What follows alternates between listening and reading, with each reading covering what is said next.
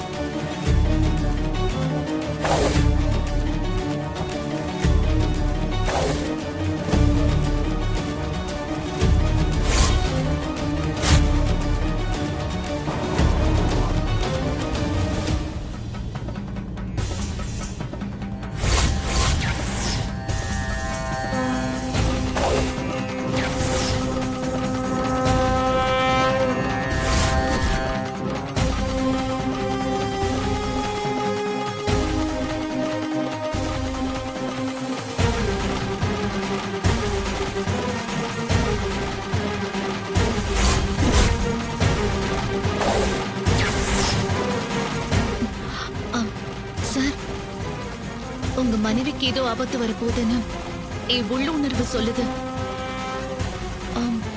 அவங்க இருக்கிற ரூமுக்கு யாரையும் போக வேண்டாம்னு சொல்லுங்க. ஆபத்தா? என்ன மாதிரி ஆபத்துமா? அது என்னன்னு தெளிவா சொல்ல முடியல சார். ஆனா ஏதோ தப்பு நடக்க போதுன்னு மட்டும் தோணுது.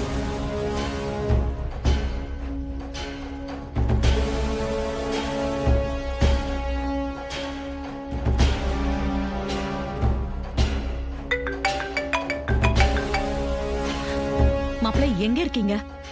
ஹாஸ்பிட்டல் வரதுக்கு இன்னும் எவ்வளவு நேரம் ஆகும்? இன்னும் கொஞ்ச நேரத்துல வந்துருவோம் அத்தை. அத்தை, அது வரைக்கும் ரேவதி இருக்க ரூமுக்கு யாரையும் அலோவ் பண்ணாதீங்க. டாக்டர் கிட்டயும் நர்ஸ் கிட்டயும் கூட சொல்லிடுங்க. ஏன், என்னாச்சு? ஏதாவது பிரச்சனையா? இல்ல, நான் எல்லாத்தையும் வந்து சொல்றேன். கொஞ்சம் கவனமா பாத்துக்கோங்க அத்தை. சரி, நான் உடனே போய் சொல்றேன்.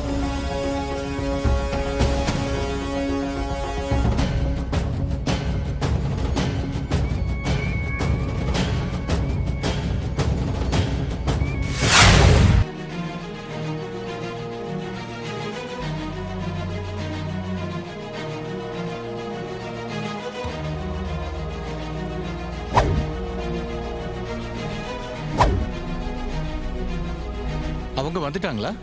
வந்துட்டு இருக்காங்க டாக்டர்.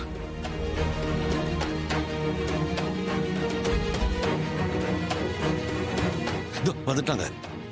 வாங்க டாக்டர், இவங்க தான் பிளட் டோனர். ஓகே நர்ஸ், இவங்களுக்கு பிரஷர் செக் பண்ணுங்க. அது நார்மலா இருந்தா தான் பிளட் எடுக்க முடியும். கூட்டு போங்க. வாங்க மேடம். ஆ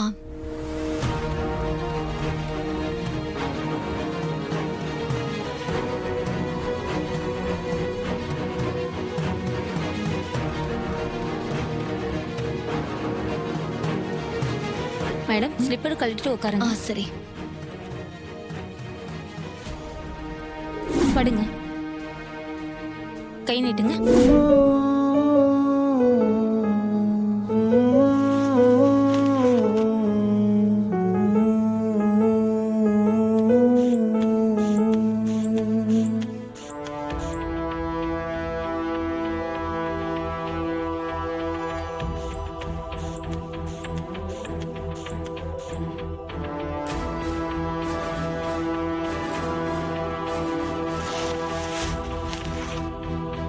மேடம் உங்களுக்கு பிரஷர் கொஞ்சம் லோவா இருக்கு. அப்படியா? கொஞ்சம் வெயிட் பண்ணுங்க, நான் போய் ஜூஸ் எடுத்துட்டு வரேன்.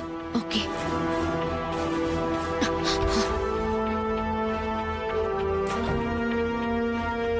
ஜூஸ்ல எப்படியாவது மதுவை கலந்து கொடுத்துட்டா போதும். அப்புறம் அந்த மாரியால ரேவதிக்கு பிளட் கொடுக்க முடியாது. அப்புறம் ஆட்டோமேட்டிக்கா அவ செத்து போயிடுவா. உனக்கு வச்சுக்கிறேன் கச்சேரி. ஓகே டாக்டர், அரேஞ்ச் சொல்லுங்க. பண்ணிடலாம். அவங்களுக்கு பிரஷர் நார்மலா தான் இருக்கு. பிளட்லயும் எந்த பிரச்சனையும் இல்ல, பாசிட்டிவா தான் காட்டுது. நான் போய் உங்க பிளட் ரெடி பண்ணட்டுமா? ரெடி பண்ணிக்க போங்க. Okay doctor. சரி வாங்க, நாம ஆபரேஷன் சரிங்க ஆரம்பிக்கலாம். டாக்டர். அது எப்படி பிளட் நார்மலா இருக்கும்? நான் தான் ஜூஸ்ல மது கலந்து கொடுத்தனே. பிளட்ல மது கலந்து இருக்கணுமே.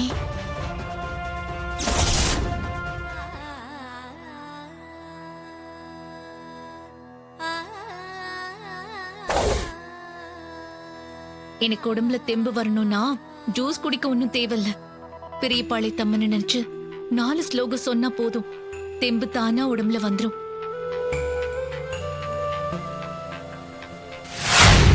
சார் இதுல ஒரு கையெழுத்து போடுங்க. என்னம்மா இது? கையெழுத்தா? எதுக்குமா?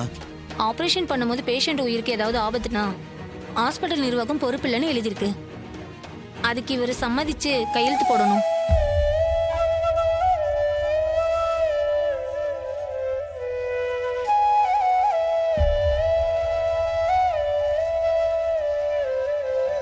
மாப்பிள, கையெழுத்து போடுங்க. ரேவதிக்கு எதுவும் ஆகாது. அவ நல்லபடியா பொழைச்சு வந்துருவா. தைரியமா கையெழுத்து போடுங்க.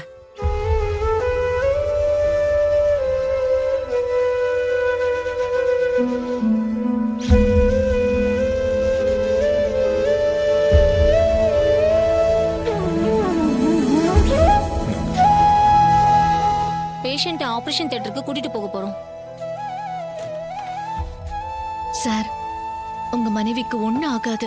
ஆபரேஷன் நல்லபடியா முடிஞ்சு அவங்க குணமாய் வந்துருவாங்க. நான் இங்க இருக்கிற கோயிலுக்கு போய் உங்க மனைவிக்காக வேண்டிட்டு வரேன்.